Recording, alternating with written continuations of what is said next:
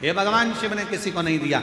जन्म कब होना है, कहाँ होना है, कैसे होना है, कितनी बजे होना है, ये निश्चित स्वयं देवाधिदेव महादेव करते हैं। मरण मृत्यु कहाँ होना है, किस जगह पर होना है, भले तुम कहीं पर भी रहते हो, पर तुम्हारी मौत जहाँ लिखी होगी, जब लिखी होगी, जिस जगह पर लिखी होगी, जिस घड़ी में लिखी होगी, उस घड़ी में, उस पल, उस समय में मृत्यु तुमको लेकर चली जाएगी। और अगर तुम्हारी मौत नहीं लिखी है तो चाहे दुनिया के लोग मृत्यु के घाट उतर रहे हों, बाबा भोलेनाथ उस व्यक्ति को कैसे भी काल के पंजे से निकाल कर बाहर ले आएंगे। कोई बच जाएगा और मालूम पड़े बाकी के मर जाए। और ये हुआ। अभी अहमदाबाद में एक घटना घटी, बोलो टीवी पर देखी थी कि नहीं देखी थी? अरे जम के तो बोलो, देखी थी। अहमदाबाद में घटना घटी, कितना अच्छे अच्छे सब अपने अपने भावों से जा रहे थे, सबके हृदय में भगवान समाहित था, सबके हृदय में शिव था। फ्लाइट में बैठ भी गए, फ्लाइट उड़ भी गई। उस कैंपस में मेडिकल कॉलेज के जो बच्चे थे वो भोजन कर रहे थे। उनको क्या मालूम था कि हमारी मौत यहाँ लिखी है, हमारी मृत्यु यहाँ लिखी है। वो फ्लाइट में उड़ने वालों को क्या पता था कि हमारी मृत्यु यहाँ लिखी है? किसको मालूम?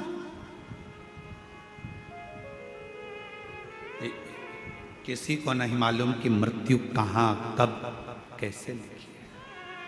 पूछा था मां पार्वती जी ने भगवान शंकर से, अमरनाथ की गुफा में बैठकर भगवान शंकर से पार्वती जी ने पूछा था, प्रभु मेरा एक प्रश्न का उत्तर दीजिए।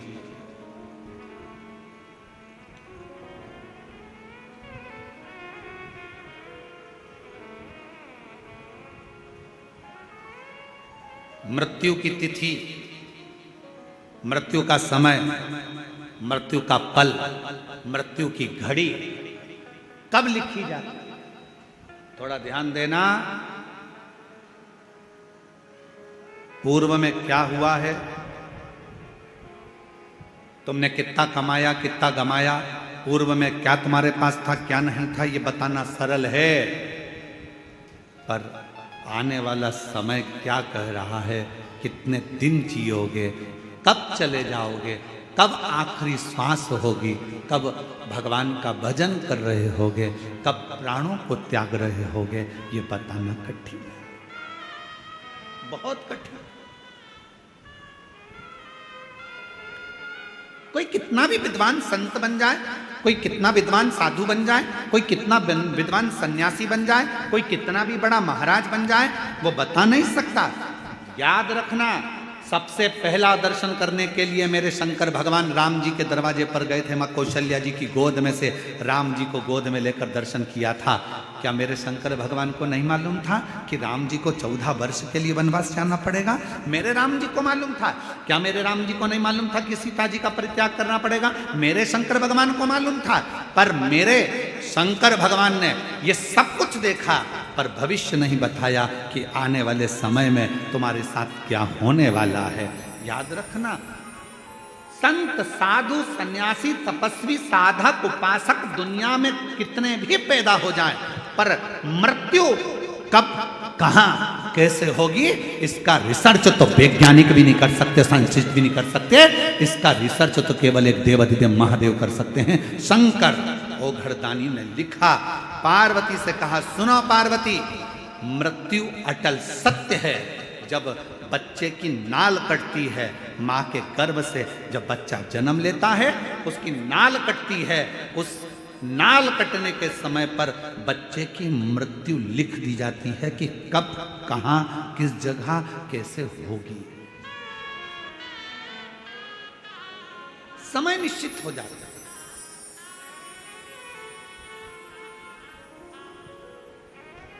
स्वामी विवेकानंद जी का प्रसंग याद कर लीजिए। स्वामी विवेकानंद जी ने रामकृष्ण परमहंस जी से पूछा था कि व्यक्ति को भगवान का नाम कब लेना चाहिए। रामकृष्ण परमहंस जी ने कहा था, मरने के 1 मिनट पहले। मरने के 1 मिनट पहले भगवान का नाम लेना चाहिए। तो रामकृष्ण परमहंस जी से स्वामी विवेकानंद जी ने पूछा कि मालूम कैसे पड़ेगा कि मरना कब है? तो रामकृष्ण परमहंस ने कहा, जब तुम्हें मालूम ही नहीं है कि मरना कब है तो हर पल, हर मिनट, हर क्षण भगवान का नाम लेते रहो। कौन सा क्षण आखिरी होगा किसको मालूम है? कौन सा क्षण?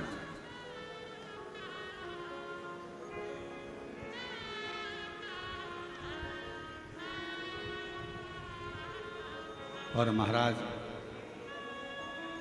अंत समय प्रभु आना पड़ेगा, वचन दिया तो निभाना पड़ेगा। आए ना आए प्रभु कुटुंब कबीरा, अंत समय प्रभु आना पड़ेगा, वचन दिया तो निभाना पड़ेगा। अंत समय प्रभु आना पड़ेगा। कौन आएगा किसको मालूम? कब कौन सा पल, कौन सी घड़ी, कौन सा क्षण, कब किसका आखिरी है? इसलिए शिव पुराण कहती है। कई माताएं सोचती है हम परसों के दिन कथा में जाएंगे। अब चौथे दिन संडे पड़ेगा ना, जब हम कथा में जाएंगे, और उससे पहले निपट गई तो इसको मालूम।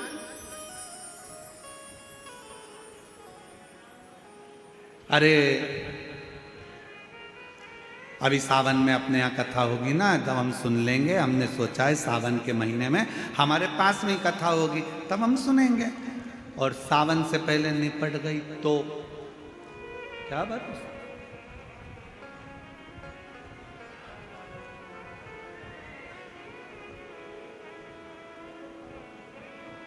बहुत कठिन है, बहुत कठिन।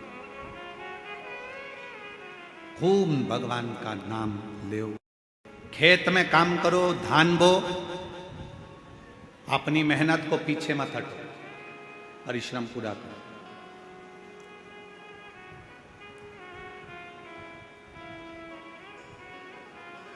अभी छत्तीसगढ़ में एक चीज हमको देखने को मिल रही है, इसलिए हम कहने में पीछे नहीं हटते, भले किसी को बुरा लगे चाहे भला लगे। अभी हमको देखने को मिलता है कि कई किसान वर्ग के लोग, गांव के लोग अपनी अपनी जमीन को बेचकर शहर चले जाते हैं और सोचते हैं कि शहर में बहुत सारा सुख होगा, बहुत सारा सुख शहर में होगा। बड़ा बंगला बना लेंगे, जमीन बेची है तो थोड़ा पैसा मिल जाएगा तो बंगला भी बड़ा बन जाएगा, गाड़ी भी आ जाएगी, सब कुछ आ जाएगा। पर मेरा करबद्ध हाथ जोड़कर निवेदन है इस व्यासपीठ से कि जो छोटे छोटे किसान हैं, जो जंगल गांव में रहते हैं, जिनके पास जमीन है और जो धान की फसल लगाते हैं या अन्य फसल लगाते हैं, उनसे कहूँगा अपनी जमीन बेचकर कभी शहर में मत जाओ। जो गांव में सुख है उस शहर में नहीं मिल सकता। जो अपने गांव में सुख है वो शहर में नहीं। शहर की चमक जरूर लग रही है कि यहाँ गाड़ी मिल सकती है, बंगला मिल सकता है, शहर में पानी मिल जाएगा, शहर में ये मिल जाएगा, एजुकेशन मिल जाएगा, सब कुछ मिल जाएगा। शहर में तुम्हें गाड़ी भी मिलेगी, पैसा भी मिलेगा, धन भी मिलेगा, बंगला भी मिलेगा। तुम जमीन बेच कर जाओगे तो तुम्हारे पास ढेर सारा धन भी होगा, सब कुछ होगा। शहर में सब कुछ मिल सकता है, पर शहर में तुमको जो शांति और प्रेम चाहिए, वो प्रेम और शांति गांव के सिवाय कहीं नहीं मिल सकती।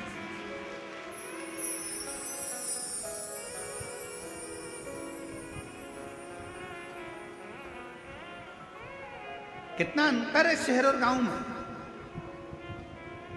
शहर में अगर कोई साधु भी आ जाए, संत भी आ जाए ना, तो लोग उसको भिखारी समझते हैं। मांगने आया होगा, दरवाजा बंद कर दो, दरवाजा मत खोलना, दरवाजे पे लिख देते हैं कुत्तों से सावधान, अंदर मत घुस जाना।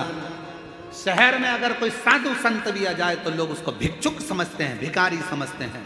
और गांव में अगर कोई भिखारी भी आ जाए ना तो लोग उसे संत समझते हैं, साधु समझते हैं, सन्यासी समझते हैं, तपस्वी समझते हैं।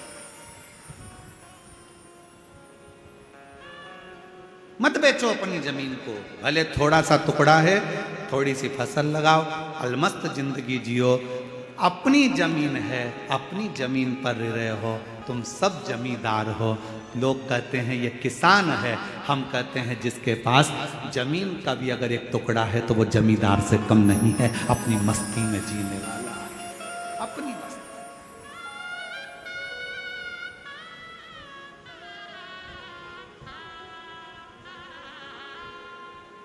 थोड़ा अलमस्त रहो। अपने जीवन को जितना प्रसन्नता में जीने का एक लक्ष्य बना सकते हो वो छोटे से गांव में ही बना सकते हो।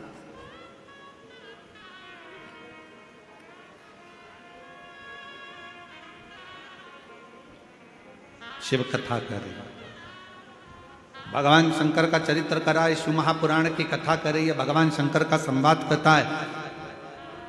भीतर की जो प्रसन्नता है, देवऋषि नारद ने अंधकासुर को भगवान की भक्ति में लगा दिया। अब वो विचार करता है कि वर मिल गया, वर मिलने के बाद उसने विचार करा कि मुझे शादी करना है, कोई अच्छी लड़की मिल जाए। जो लड़की थी कहाँ, शिव जी उसको ब्याह कर ले गए। माता पार्वती जी की सुंदरता की ओर उसका मन डोल गया, मन उसका विचलित हो गया पार्वती जी की ओर, और आखिरी में पार्वती जी को लेने गया। उसको नहीं मालूम था कि ये मेरी माँ है, इसने जब मेरा जन्म हुआ तो गोदी में मुझे ले लिया था, और मुझे गोदी में लेकर ये निश्चित हो गया था कि ये मेरी माता हो। जब बच्चे की नाल कटती है उस समय पर निश्चित हो जाता है कि इसकी मृत्यु कब होगी, कहाँ मरेगा, किस जगह मरेगा, किस जगह प्राण छूटेंगे, जल में, थल में, वायु में, विमान में आदि, कहाँ, गाड़ी में, घर में, जहां उसके प्राण छूटने का होता है वहां का लिख दिया जाता है। अपने जिले में, अपने क्षेत्र में, अपने प्रदेश में, दूसरे प्रदेश में, दूसरी जगह में, कहाँ लिखा वहां जाता है, वहां।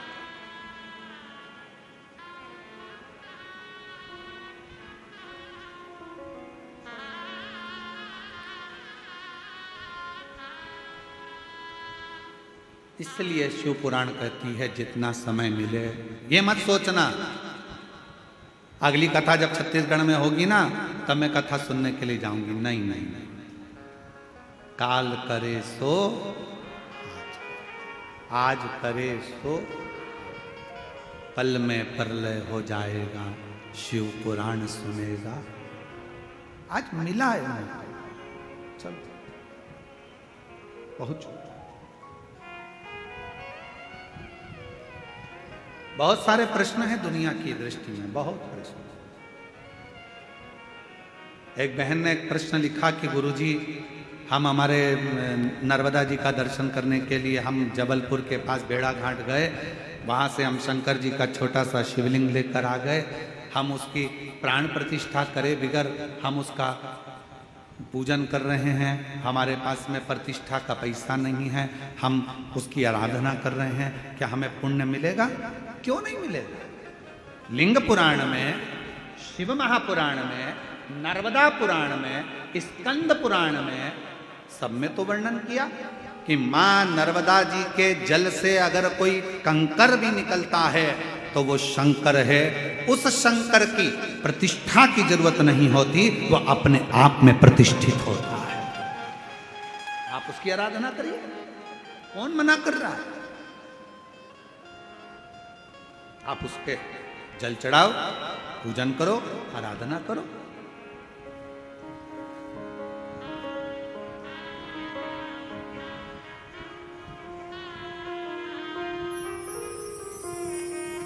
और आप जब उसकी आराधना करेंगे, उसका स्मरण करेंगे तो सुख अपने आप आए।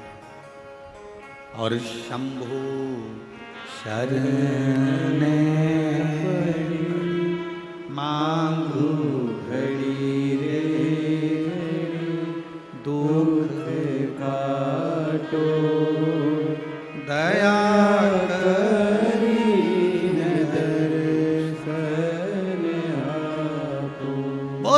प्रश्न है, गुरु जी हम क्या भगवान का नाम ले सकते हैं? हम रजस वाला धर्म में हैं, क्या भगवान को पुकार सकते हैं? द्रौपदी का चरित्र कहता है कि द्रौपदी रजस वाला धर्म में थी, दुशासन बाल खींच कर लेकर गया, भरी सभा में खड़ा कर दिया, चीर खींचने लगा। आखिरी में द्रौपदी ने अपने गुरु जी से पूछा, गुरु द्रोणाचार्य से कहा, गुरुदेव कोई नहीं बचा रहा, मेरे पति नहीं बचा रहे, मेरे काका ससुर काकी सास बैठी, अंधकार यहाँ पर धृतराष्ट्र गांधारी बैठे, वो नहीं बचा रहे, कोई बचाने को तैयार नहीं है, भीष्म पितामह नहीं बचा रहे, गुरुदेव आप बताओ मैं क्या करूं?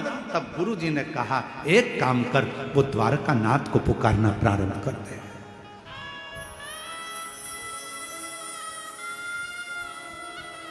भगवान को पुकार। द्रौपदी कहती है मैं रजस्वला धर्म में हूं, रजो धर्म है मेरा, मैं भगवान को पुकारूं। हाँ आएगा। रजो धर्म के समय पर भी द्रौपदी ने अपना मंत्र का स्मरण करा।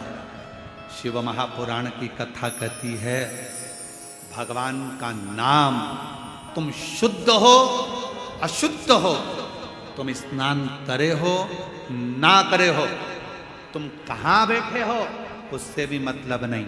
शिव पुराण की कथा कहती है भगवान का नाम कहीं पर भी पुकार सकते हो। कई लोग कहते हैं हॉस्पिटल में हम रुद्राक्ष पहनकर जा सकते, क्यों नहीं? हम ऐसी वैसी जगह पर रुद्राक्ष धारण कर क्यों नहीं? सर्वस्वता शिव का सर्वस्व। क्या तुलसी की माला में गलत क्रम नहीं आएगा? रुद्राक्ष में गलत क्रम नहीं आएगा? अरे शिव महापुराण की कथा कहती है कि तुलसी जिस पात्र में डल जाती है उसको भी प्रसाद कर देती है, रुद्राक्ष जिसके गले में डल जाता है उसको भी शिवमय बना देता है। इसमें क्या सोचना? क्या हम मंत्र जाप करें? करो नाम जाप, भगवान का नाम लेते जाओ, तुम कैसे भी हो प्रभु का नाम लो, प्रभु का नाम। श्री शिवाय नमस्तु, श्री शिवाय नमस्तु। सब बोलो, सब जितने भी बैठे हैं, लाखों की संख्या में आप लोग आए, कोई पंडालों में जगह नहीं है, रोडों पर आप लोग बैठे हो, दिल से बोलिए, भाव से बोलिए, श्री शिवाय नमस्तु, श्री शिवाय नमस्तु, श्री शिवाय नमस्तु, श्री शिवाय नमस्तु। आप भगवान का नाम कहीं पर कभी भी कैसे भी किसी भी घड़ी किसी भी पल किसी भी क्षण पुकार सकते। रात्रि को नींद ना आए, बैठ जाओ, 2 मिनट भगवान का नाम पुकारो। कोई काम अड़चन आ गई है, परिश्रम करो, मेहनत करो, कुछ देर भगवान के नाम का स्मरण करो, भगवान आए आए। जब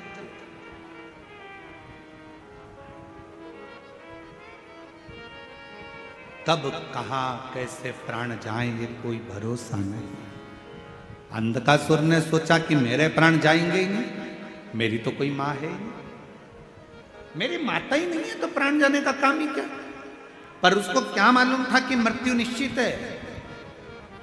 संसार सागर में अगर आप आए हैं तो मौत तो निश्चित रहेगी, जाना तो पड़ेगा। प्राण छूटे, इसलिए निवेदन है उसको पुकारना। अंत समय प्रभु सब बोलो, सब पड़ेगा, वचन दिया तो निभाना पड़ेगा। आए ना आए प्रभु कुटुंब कभी ना, अंत समय प्रभु आना पड़ेगा। वचन दिया तो निभाना पड़ेगा। अंत समय प्रभु आना पड़ेगा। पुकारते रहो, वो जरूर, उसको जपते रहो, वो सुनेगा जरूर, आएगा। उसको पुकार, सुन, शिव कथा करे। आखिरी में अंधकासुर ने पार्वती माता पर गलत दृष्टि दे दी और उसके प्राण चले गए।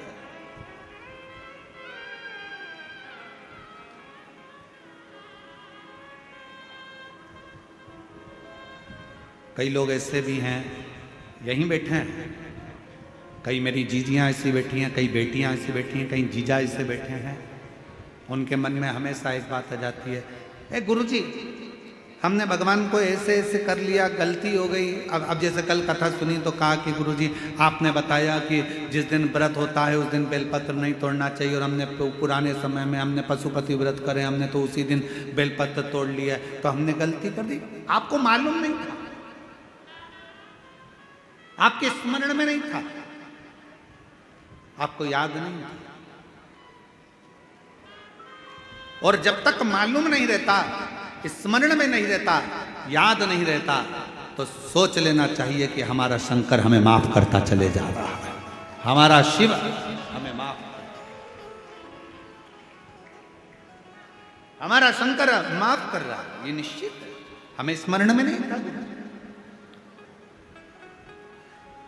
अब बार बार पीछे का सोचो, बार बार पीछे का स्मरण करो तो आगे बढ़ पाओगे क्या? अरे बोलो तो जम के, बढ़ पाओगे? नहीं। अरे ऐसा हो गया, अरे वैसा हो गया, अरे ये हो गया, अरे वो हो गया, बार बार पीछे का याद कर। हिरण और शेर में क्या अंतर है? हिरण 90 किलोमीटर पर घंटे की स्पीड से भागता है। कौन? अरे बोलो तो, हिरण। हिरण 90 किलोमीटर पर घंटे की स्पीड से भागता है और शेर 60 किलोमीटर पर घंटे की स्पीड से भागता है। दोनों में तेज कौन दौड़ता है? अरे बोलो, जम के बोलो। हिरण। वो 90 किलोमीटर पर घंटे की स्पीड से हिरण भागता है और शेर 60 किलोमीटर पर घंटे की स्पीड से भागता है। फिर भी हिरण का शिकार शेर कर लेता है। हिरण का शिकार शेर कर लेता है। क्यों? कैसे? किस लिए? ऐसा क्या हुआ कि हिरण 90 की स्पीड से भाग रहा है, शेर 60 की स्पीड से भाग रहा है और उसका शिकार कर लिया जाता है? कैसे? तो शिव महापुराण की कथा का एक संवाद याद रखना। हिरण 90 की स्पीड से भाग रहा है, पर हिरण पीछे पलट पलट कर रुकता, पलट कर देखता, फिर भागता, फिर पलट कर देखता, फिर भागता। हिरण अपना आधे से ज्यादा समय पीछे देखने में लगा देता है, इसलिए 60 की स्पीड में दौड़ने वाला भी शेर 90 की स्पीड वाले का शिकार कर लेता है।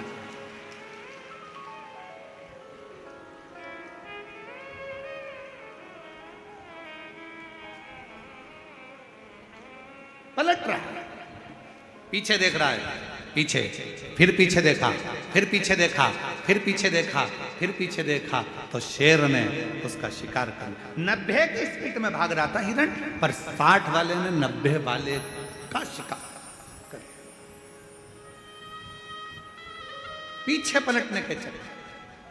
और आपसे निवेदन है, मेरी छत्तीसगढ़ की जीजियों, मेरे छत्तीसगढ़ के जीजाओं, मेरी बेटियों बेटाओं, आपसे निवेदन है। कई बेटियां कहती हैं मैंने पहले एग्जाम दिया, 4 बार एग्जाम दिया, 5 बार एग्जाम दिया, मैं क्लियर नहीं कर पा रही हूँ, मैं सीए बनूंगी कि नहीं बनूंगी, डॉक्टर बनूंगी कि नहीं बनूंगी, मैं ये वाला एग्जाम पास करूंगी कि नहीं करूंगी, मैं ये कर पाऊंगी कि नहीं कर पाऊंगी, मैं इंजीनियर बन पाऊंगी कि नहीं बन पाऊंगी, मैं कलेक्टर बनूंगी कि नहीं, मैं एसपी बनूंगी कि नहीं बनूंगी। ये पीछे तुमने कितने भी एग्जाम दिए, उसको मत देखो, तुम्हारी स्पीड 90 की होना चाहिए।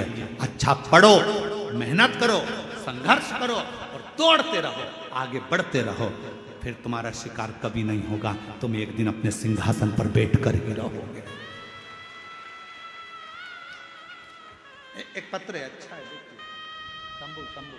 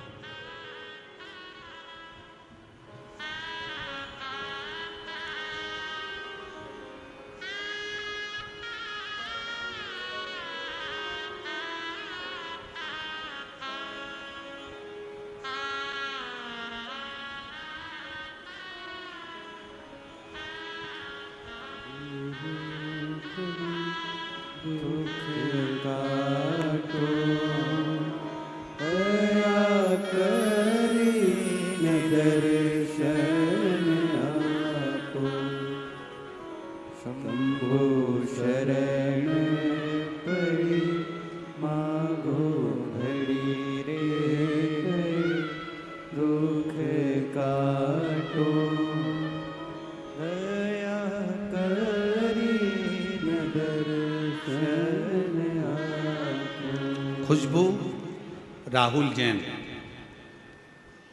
कहीं बैठे हों। खुशबू राहुल जैन, सरोना जिला कांकेर छत्तीसगढ़, मोबाइल नंबर ये है। खुशबू राहुल जैन अगर कहीं बैठे हों तो बेलपत्र लेने के लिए आ सकते। खुशबू राहुल जैन, सरोना जिला कांकेर छत्तीसगढ़, मोबाइल नंबर। गुरुदेव, बाबा का कितना बखान करूं, कम है। गुरुदेव, मुझे झटके आते थे और झटके के कारणवश मैं गिर जाती थी और मुझे याद नहीं रहता था कि क्या हो, समझ नहीं आता। ये झटके आते आते सालों निकलते चले गए, जिंदगी बढ़ती चली गई। आयुर्वेदिक इलाज करवाया, डॉक्टरों का इलाज करवाया, पर कभी भी झटके बंद नहीं। आखिरी में किसी बहन जी के कहने पर कथा सुनना प्रारंभ करी। शिव जी पर जल चढ़ाना, बेलपत्र चढ़ाकर खाना, शिव जी के मंदिर की सेवा करना प्रारंभ करी और बाबा की कृपा से 11 मार्च 2021 से कोई झटका नहीं आया। बाबा की कृपा से मैं ठीक। 11 मार्च 2021 से लास्ट झटका आया था, उसके बाद से मेरे बाबा ने मुझे संभाल लिया। महाकाल बाबा की कृपा, कुबेर भंडारी की कृपा, मैंने शिव जी को अपना पिता मान लिया। गुरु जी, आप कहते हो कि शंकर भगवान से कोई संबंध जोड़ लो, और अगर एक रिश्ता भगवान से जुड़ गया तो तुम्हारी पूरी टेंशन तुम्हारे पिता की होगी। मैंने भगवान शिव को अपना बाप मान लिया। गुरुदेव, मेरे 2 बच्चे हैं, सोचती हूँ कि अपने बच्चों के लिए और अपने परिवार के लिए कुछ करती रहूँ, जिससे मेरा परिवार में कहीं धन की कमी ना हो। मेहनत आप कहते हो पूरी करो। मैंने भी एक दिन एकांत में बैठकर विचार करा कि मैं क्या करूँ। शिव जी के हाथ छोड़ दिया। मेरे पिताजी जैसा मार्ग बताएंगे मैं करूँगा। और बाबा की कृपा से एक दिन बैठी थी, एक साड़ी में फाल लगाने को आ गई। फिर मैंने ब्लाउज सिलना प्रारंभ करा, फिर मैंने बड़ी बनाना प्रारंभ करा, फिर मैंने पापड़ बनाना प्रारंभ करा, फिर मैंने चिप्स बनाना प्रारंभ करा। और आज बाबा की कृपा से अच्छा व्यापार मेरे शिव रूपी पिता के हाथ से चल रहा है और मैं अच्छा आनंद के साथ कार्य कर रहा हूं। किसके आश्रित होकर? शिव के आश्रित, शंकर के आश्रित। एक पत्र और देखो। पद्मा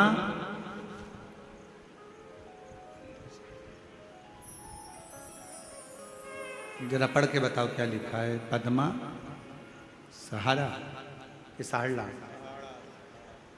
पद्मा सहाला,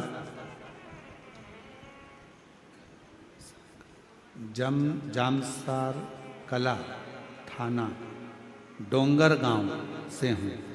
कहीं बैठी हों तो हाथ हिला सकती हैं।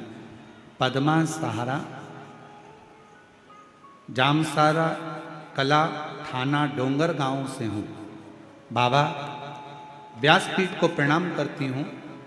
गुरुजी, मेरे भोले बाबा की माला का वर्णन करूं, उसकी स्मरण करूं। बहुत गरीब थी गुरुदेव, कभी कभी तो 2 दिन भूखा ही रहना पड़ता था। जरा पत्र को आप लोग पढ़ेंगे तो आपको स्मरण में आएगा। बहुत गरीब थी, कभी कभी 2-2 दिन भूखा रहना पड़ता था। मैंने बहुत कुछ सहे गुरुजी, फिर भी मैंने बाबा पर पूर्ण भरोसा कर लिया। आप कहते हो शिव जी को छोड़ना नहीं, मुझे लगता है दिल से अगर शंकर भगवान को पकड़ा तो शंकर भी हमको नहीं छोड़ते हैं गुरुदेव। हमने शिव को पकड़ लिया, विश्वास करना आपने सिखा दिया। आपने कहा कि मेहनत, परिश्रम, संघर्ष और शंकर का भरोसा कभी नहीं छूटता। बस वही मन में था।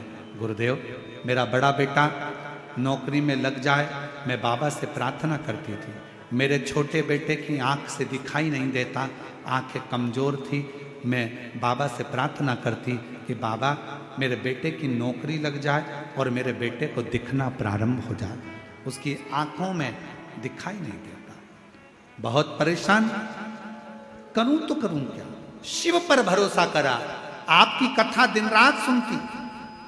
लोग मुझे कहते ये पागल हो गई है शिव जी के लिए, पर आपकी कथा सुनकर आज मेरे बाबा ने ऐसी कृपा कर दी गुरुदेव कि मेरे बेटे की आंख की रोशनी भी ठीक हो गई और 2023 में मेरे बेटे की सरकारी नौकरी भी लग गई बीएसएफ में। बाबा को मैं आज धन्यवाद देती हूँ, जो कि राजस्थान में बॉर्डर पर मेरा बेटा नौकरी कर रहा है। बॉर्डर राजस्थान में बीएसएफ की नौकरी पर आज मेरा बेटा है। मेरे शिव की कृपा से आंखें भी ठीक हुई और नौकरी भी। क्या देता है शिव, क्या प्रदान करता है शंकर? मेरा उघड़दानी, मेरी जीजियों, आपको लगता होगा कि यह लाखों की भीड़ आती है, लाखों की जनता शिव महापुराण की कथा सुनने आती है, पर ईमानदारी से बोलना, अगर मेरा शंकर आपकी झोलियों में खुशियां नहीं देता तो क्या तुम ये शिव महापुराण की कथा में जाते क्या? बहुत कठिन है। ना तो यहाँ पर कोई आडंबर है, ना यहाँ पर कोई पाखंड है, ना यहाँ पर कोई दिखावा है, ना यहाँ से कुछ दिया जाता है, ना यहाँ से कुछ प्रदान किया जाता है। केवल तुम आते हो, कथा सुनते हो, दिल लगाते हो बाबा से, और बाबा तुम्हारी झोली 3 महीने में भर देता है। ये उसकी कुछ भी नहीं है यार। सीहोर वाला महाराज तो मिलता भी नहीं है।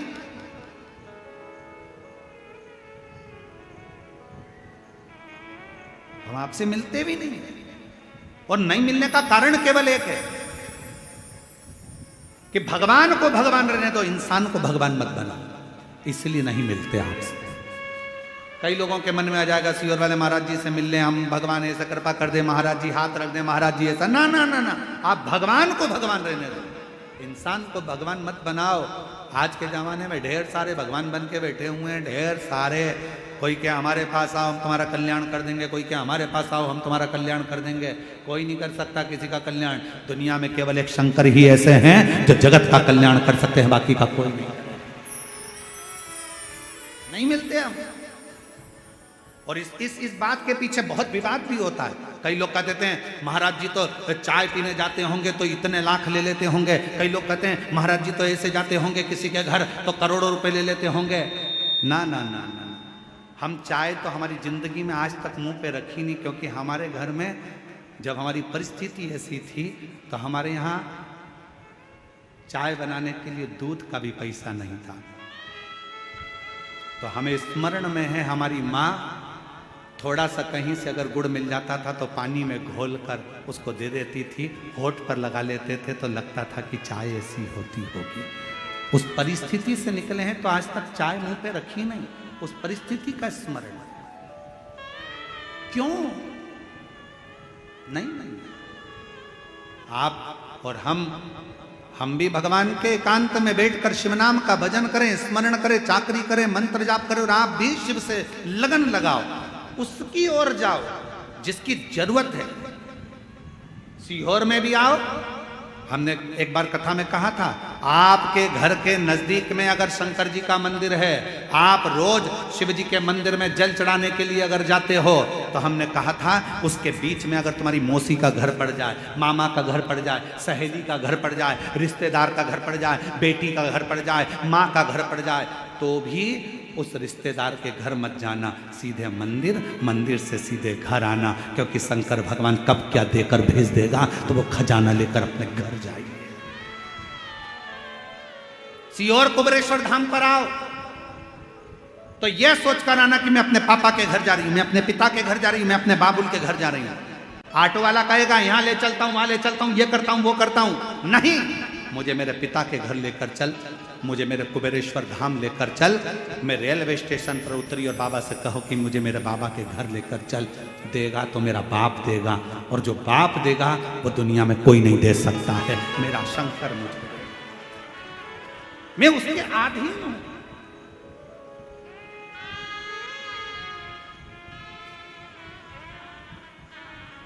रिश्ता तेरा मेरा सबसे प्यारा, रिश्ता तेरा मेरा सबसे प्यारा, तू मेरा बाबा, मैं हूँ तेरा लाला, मैं हूँ तेरा लाला, तू मेरा बाबा, मैं हूँ तेरा लाला, मैं हूँ तेरा लाला। मेरा संबंध मेरे बाबुल से है, मुझे उसके द्वार जाना।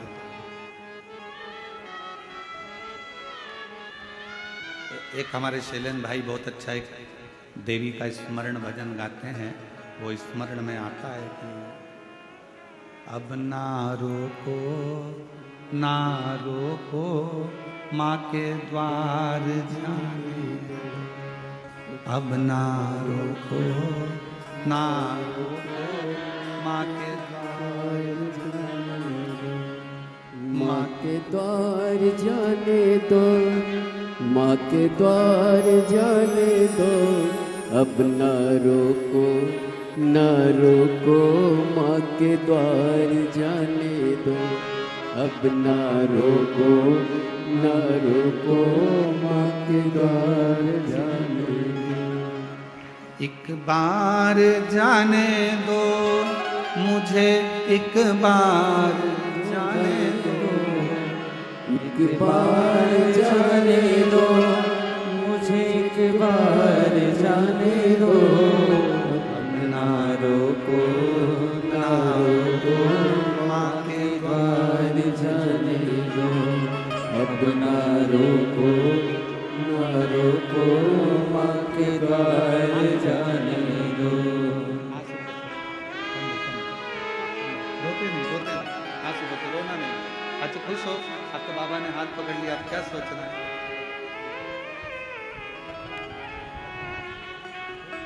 रोते नहीं, खुश हो, बाबा बुला रहे हैं।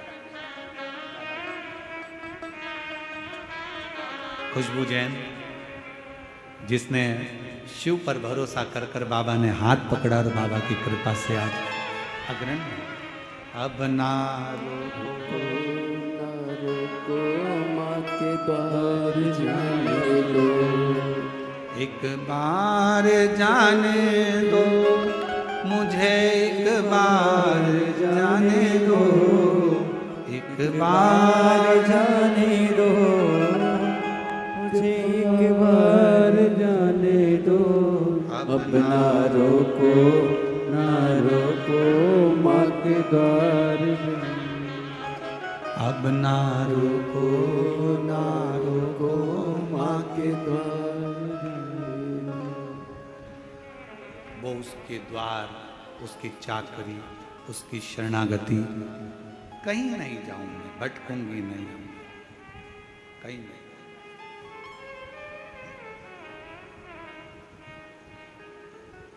उससे कहूं दिल की बात, भटकूं ना।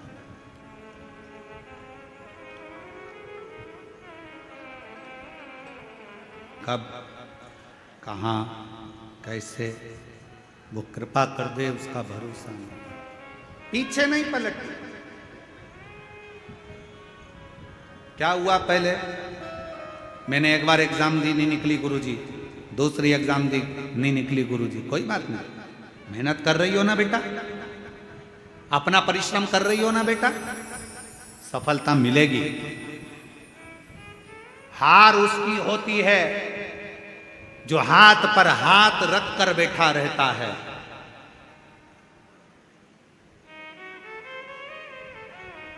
हार उसकी होती है जो हाथ पर हाथ रख कर बैठा रहता है।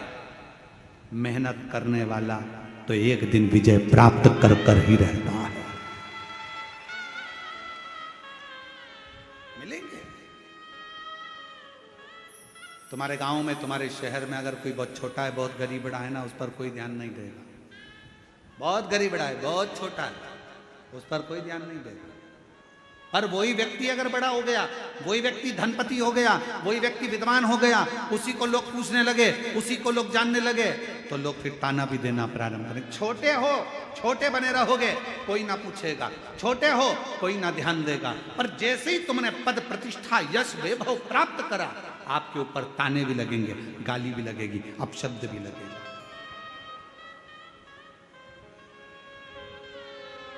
सील ठप्पा लगना कोई साधारण बात नहीं है महाराज। डिग्री प्राप्त करना कोई साधारण बात नहीं है महाराज। सील ठप्पे लगना कोई साधारण बात नहीं है।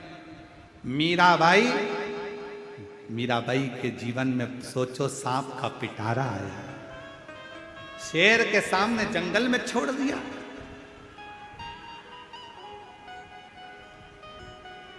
कितना कितना कष्ट मिला मीराबाई को। पूछा मीराबाई ने, मैं गिरधर की गिरधन मेरा, और मुझे इतना कष्ट सहना पड़ रहा। संत रविदास जी महाराज के चरणों में बैठकर मीराबाई ने पूछा, गुरुदेव, ओ गुरुदेव। संत रविदास जी के चरणों में बैठकर मीराबाई पूछती है, गुरुजी मुझे इतना कष्ट सहना पड़ रहा, मैं गिरधर की गिरधर मेरा।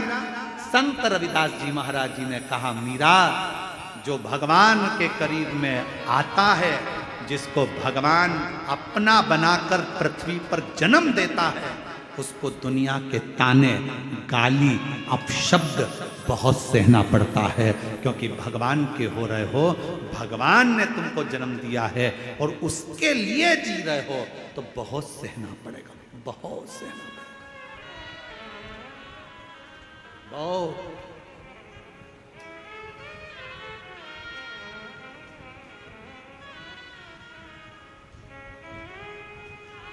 बहुत फिर भी हार ना मानो।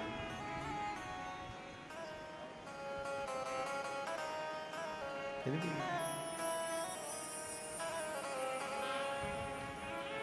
बस उसकी भक्ति में एक विश्वास, एक विश्वास।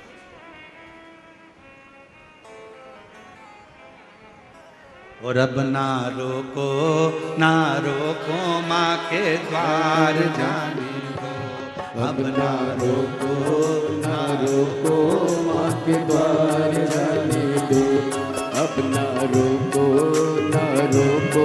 माँ के द्वार जाने दो। अब ना रोको माँ के द्वार जाने दो। माँ के द्वार जाने दो, मुझे एक बार जाने दो। माँ के द्वार जाने दो, मुझे एक बार जाने दो। माँ के द्वार जाने दो, मुझे एक बार जाने दो। माँ के द्वार जाने दो, मुझे एक बार जाने दो। अब ना रोको माँ के द्वार जाने दो। अब ना रोको माँ के द्वार जाने दो। अब ना रोको माँ के द्वार जाने दो। अब ना रोको माँ के द्वार जाने दो।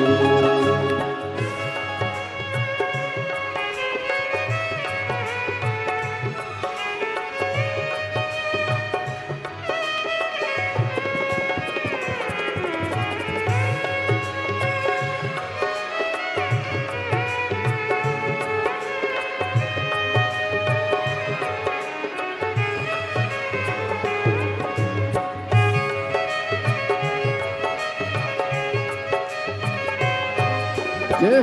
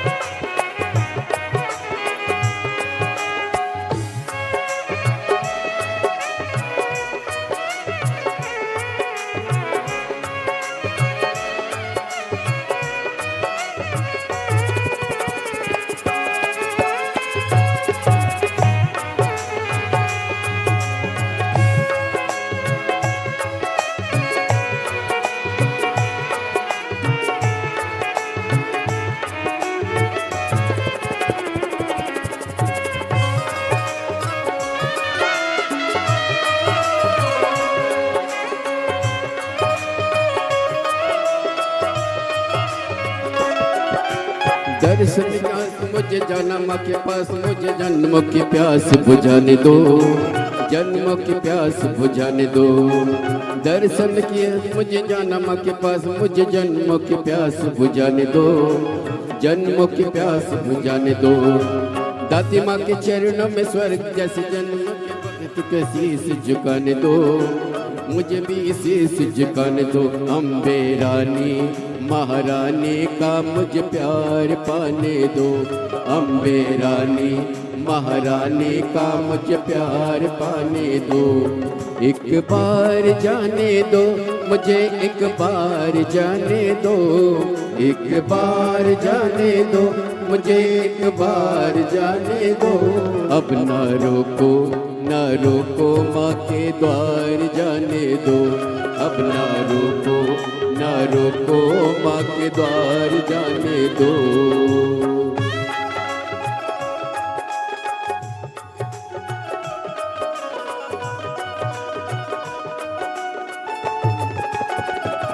जय हो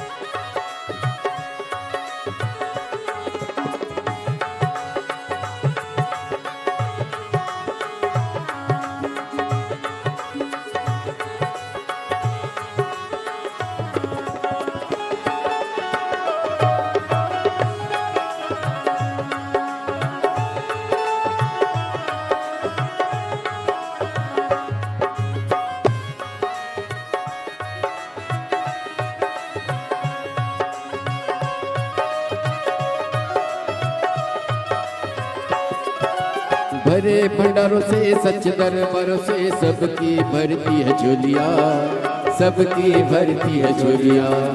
भरे भंडारों से सच दरबारों से सबकी भरती है झोलिया, सबकी भरती है झोलिया। आया नहीं मैं अकेला देखने मैया सबकी भरती है झोलिया, सबकी झोलिया। इन संतों महंतों का दीदार पाने दो, इन संतों महंतों का दीदार पाने दो। दीदार जाने दो मुझे एक बार जाने दो, एक बार जाने दो मुझे एक बार जाने दो। अब ना रोको ना रोको माँ के द्वार जाने दो, अब ना रोको ना रोको माँ के द्वार जाने दो। मुझे एक बार जाने दो माँ के द्वार जाने दो, माँ के द्वार जाने दो मुझे एक बार जाने दो। ना रोको ना रोको माँ के द्वार जाने दो, अब ना रोको ना रोको माँ के द्वार जाने दो। अब ना रोको ना रोको माँ के द्वार जाने दो, अब ना रोको ना रोको माँ के द्वार जाने दो। अब ना रोको ना रोको माँ के द्वार जाने दो, अब ना रोको ना रोको माँ के द्वार जाने दो। बोल दुर्गा भवानी माता। अपने स्थान पर बैठकर भगवान शिव जी से प्रार्थना निवेदन भाव से दिल से बाबा को प्रार्थना करिए, निवेदन करिए, विनय करिए। शिव जी को अपने मन का भाव अवश्य हृदय से बाबा को अपने मन का भाव दिल से प्रार्थना करें। जहाँ जगह मिले वहाँ बैठ जाएं और जिन जिन को आता है साथ में बोलेंगे सभी।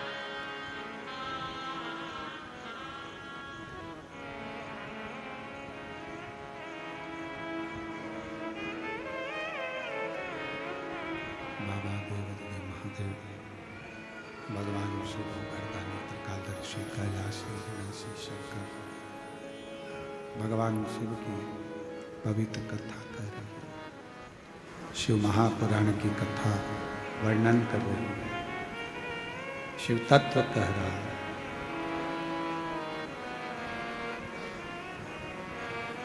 कहीं ना भटकते हुए शिव की शरणागति में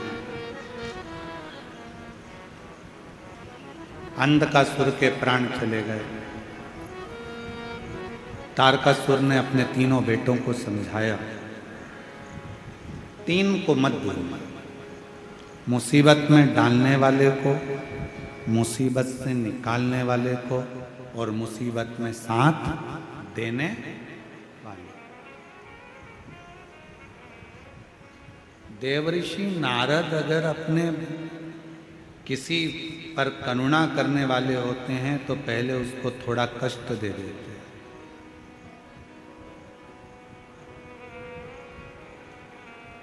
फिर उसको मुसीबत में से निकालने के लिए तब साधना बता देते हैं, फिर उसका हर पल हर क्षण साथ देते हैं। बहुत प्रश्न है, संसार में प्रश्नों की कमी नहीं है।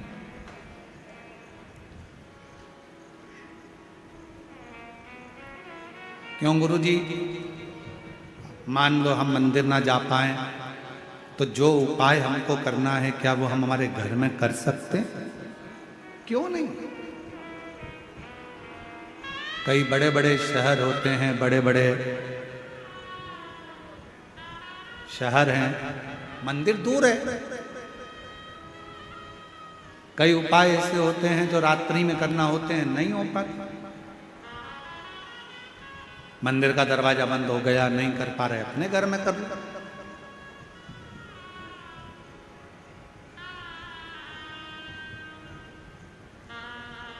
तुम जहां जैसे जब शिव को भज सकते हो, भज।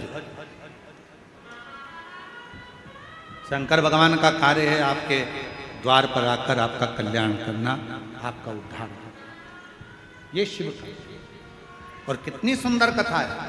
तारकासुर के तीनों बेटे तारकाक्ष, विदुम्माली, कमलाक्ष की ने वर मांग लिया था भगवान ब्रह्मा जी से कि हमको 3 पुरियों का निर्माण कर दो, 3 महल बना दो, 3 नगर बसा दो हमारे, हम उस नगर में रहेंगे, उस मोहल्ले में रहेंगे, अपने क्षेत्र में अपनी पुरियों में रहेंगे, और ये वर दीजिए कि हम मरे तो तीनों एक साथ मरे।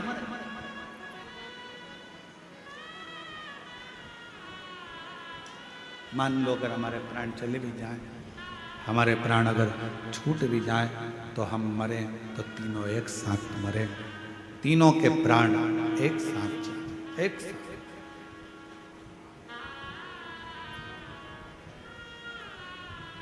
तथा 3 पुरियां बना ली। पुरी का मतलब मालूम है ना? अरे जम के तो बोलो। नगर खाने वाली होती है पूड़ी, और नगर को बोलते हैं पुरी।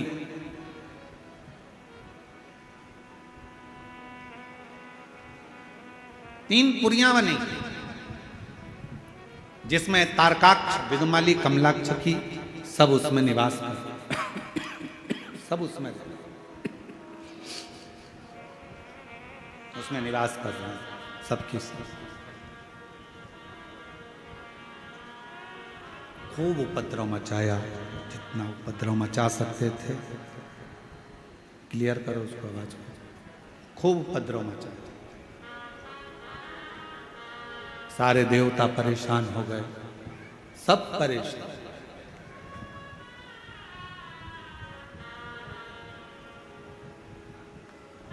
तब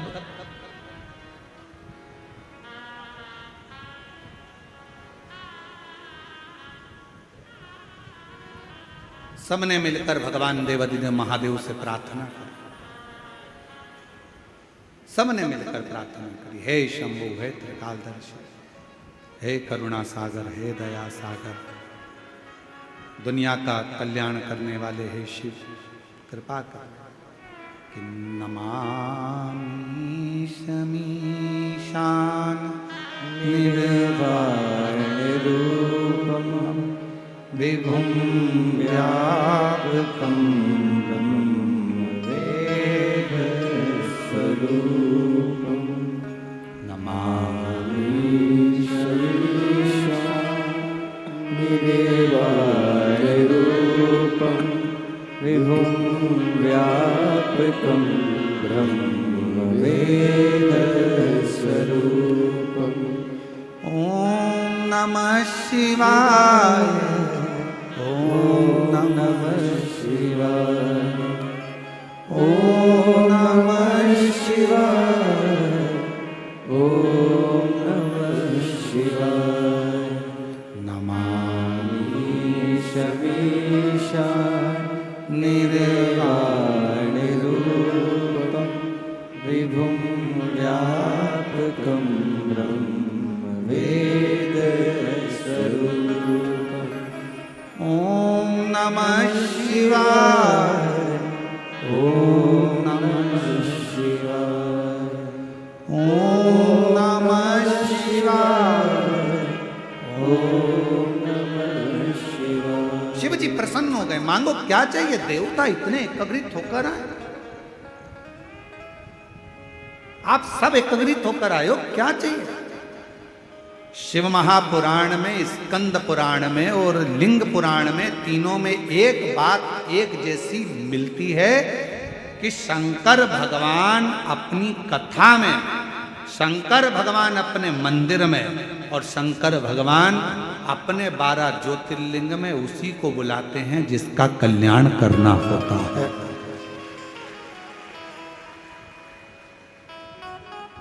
तीनों जगह जाने वाले व्यक्तियों से निवेदन है, आप वहां एंजॉय करने ना जाए, वहां टाइम पास करने ना जाए, वहां पार्टी मनाने, पिकनिक मनाने या ऐश्वर्य आराम के लिए इन 3 जगह पर ना जाए। कहां कहां? पहले नंबर का है शिव महापुराण की कथा में अगर आओ, बाबा से अगर प्रार्थना करने आ रहे हो तो अपने साथ में अपना बिछाने की दरी, अभी बारिश है, पन्नी, छाता, पानी की 2 बोतल ओढ़ने का साथ लेकर चलो। थोड़ा सा अपने साथ में ठेहुआ वगैरह बनाकर कुछ रखकर चिवड़ा मिक्सचर लेकर चलो। कभी भूख लगा, कोई नहीं दिया, अपना पा लिया, बड़े बाबा के धाम कथा सुन। एक महिला कलम को प्रतिभा जी ने एक वो भेजा वीडियो, एक वीडियो भेजा था आपने वहाँ सीहोर ऑफिस में, तो सीहोर ऑफिस से वो वीडियो यहाँ पर आया। तो कौन सा गांव से महिला दंडवत करती हुई आ रही है, मुकेर से। तो कल इन्होंने सीहोर भेजा एक वीडियो ऑफिस में, वहाँ से वो वीडियो यहाँ ललित महाराज जी के पास आया। ललित महाराज उनको दिखाए तो वो एक महिला दंडवत करती करती करती करती कोई गांव से कथा स्थल तक आ गई। कथा स्थल चलिए आ गए। समिति वालों ने दीदी से पूछा कि ये क्यों आ रही है, तो उन्होंने फिर लिख के भेजा कि इनकी जेठानी की लड़की का कोई स्वास्थ्य खराब हो गया था और बाबा ने लाज रख ली, तो दंडवत का बोला था, पास में कथा होगी तो दंडवत करती करती करती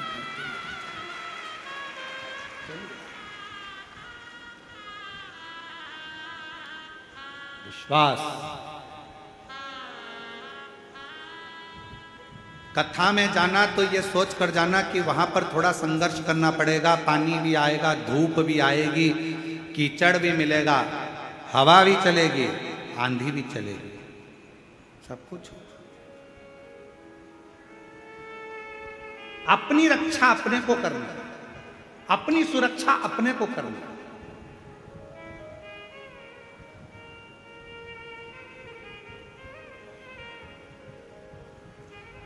कथा सुनने वालों से पंडाल में बैठने वालों से, पंडाल में आने वालों से निवेदन रहता है, आपका शरीर अच्छा रहे तो तीर्थ भी जाओ, मंदिर भी जाओ, कथा में भी जाओ। शरीर ठीक नहीं है, बहुत ज्यादा रोग हो गया, घर के अपने सदस्य को भेज दो, तुम घर से टीवी पर कथा सुनो, टीवी पर सुनो। उसका भी प्रमाण है, एक पत्र देखिए।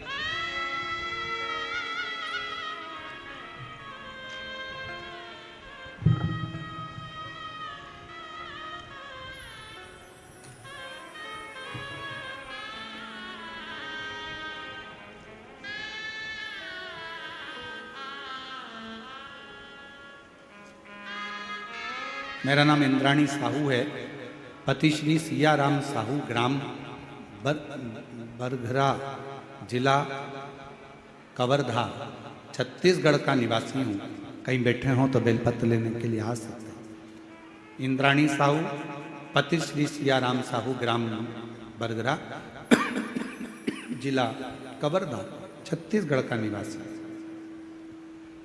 मैं बाबा को धन्यवाद देने के लिए आया हूँ। मेरा तबीयत बहुत खराब हो गया था, बड़े बड़े डॉक्टर को दिखाया, मैंने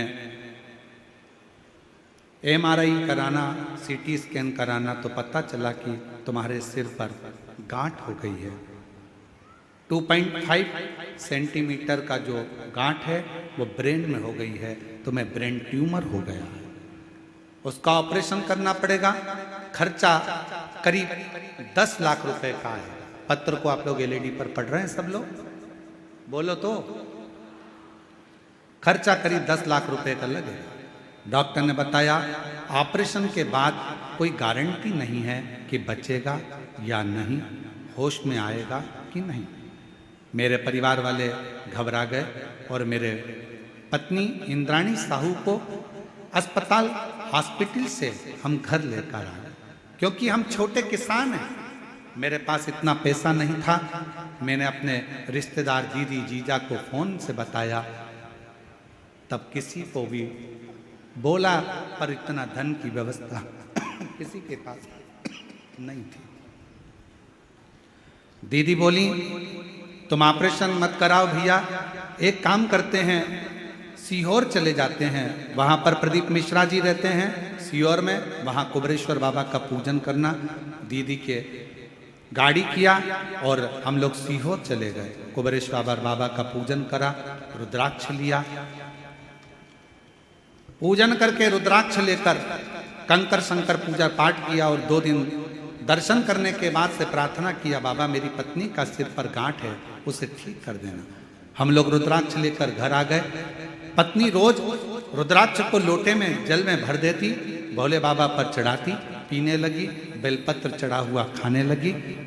1 महीने के अंदर मेरी पत्नी के तबीयत में सुधार आने लगा और मैंने दूसरी बार जांच कराने पर पता चला कि गांठ गल चुकी है, पत्नी बिल्कुल ठीक हो चुकी है, अब उसको गांठ नहीं। एक पत्र और है,